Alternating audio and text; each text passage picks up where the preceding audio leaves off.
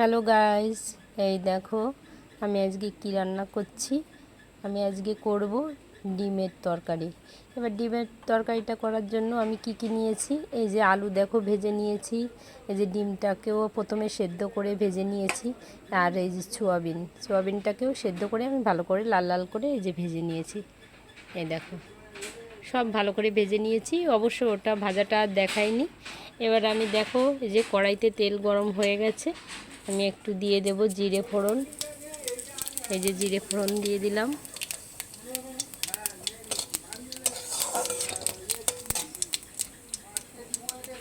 এই জিরেটা গরম হয়ে গেছে, এবার দিয়ে দেব এই যে আমি পেঁয়াজ কেটে রেখেছি, এই যে একটা মিডিয়াম সাইজের পেঁয়াজ।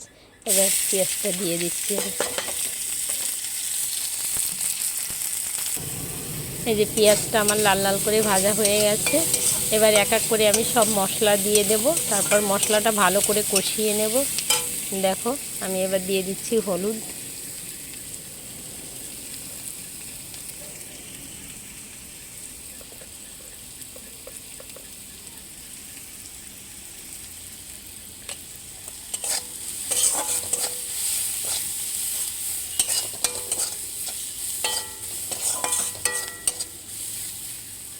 অবশ্যই তেলটা একটু কম হয়ে গেছে, যেহেতু আমার বাড়িতে তেল আনা নেই। যাই হোক, ডিমের তরকারিতে তো প্রচুর তেল না হলেও হবে, কিছু করার নেই, কারণ এইগুলো আমার সব ভেজে নেওয়া হয়ে গেছে। সব কিছু এই যে ভেজে রেডি করা আছে।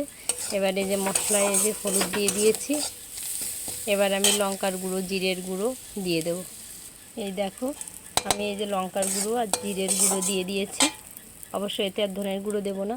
এইবার একটু মশলাটা কষানোর জন্য একটু জল দিয়ে দিলাম। এবার মশলাটাকে আমি ভালো করে কষিয়ে নেব।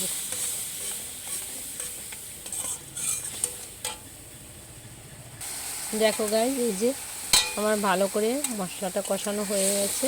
এই দেখো এবার আমি এই যে ডিম, সয়াবিন, আলু যা ভেজে রেখেছি, এবার এইগুলো আমি সব দিয়ে দেব। এবার আমি মশলার সঙ্গে এটাকে ভালো করে আর একটু কষিয়ে নেব। এই যে আমার এই যে ভালো করে কষানো হয়ে গেছে, আলু, ডিম আর এই যে সয়াবিন একসঙ্গে ভালো করে কষিয়ে নিয়েছি।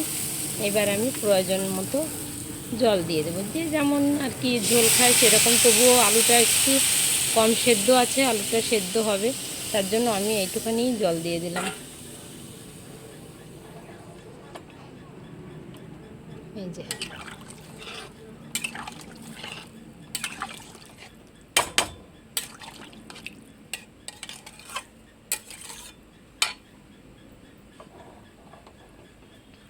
দেখো বন্ধুটা, কালার কত সুন্দর এসছে। তাহলে বলো খেতে কীরকম হবে। সেরকম মশলাপাতিও কিছু দিনই, হালকা মশলা, ডিমের ঝোল এরকম করে খেয়ে দেখবে, ভীষণ ভালো লাগে। ডিম বিভিন্ন রকমভাবেই করা যায়। গাটি কচু দিয়ে ডিম করলেও অসাধারণ লাগে খেতে, সেটাও আমি একদিন দেখাবো।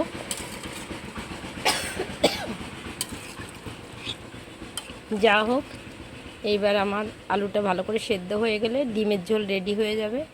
কে কে খাবে চলে এসো। আর আমার ডিমের ঝোলটা কেমন হয়েছে অবশ্যই কমেন্টে জানাবে। এখনও কিন্তু ফোটেনি, এরপরে ফুটবে, আলুটা সেদ্ধ হবে, তারপর আমি একটু গরম মশলা দিয়ে নামিয়ে নেব। তাহলে হয়ে গেল আমার সয়াবিন আলু দিয়ে ডিমের ঝোল। টাটা। দেখো এই যে আমার ডিমের ঝোল রেডি হয়ে গেছে, সয়াবিন আলু দিয়ে ডিমের ঝোল। কেমন হয়েছে বন্ধুরা অবশ্যই জানাবে, করে খেয়ে দেখবে, তবেই আমাকে বলবে কেমন লাগছে।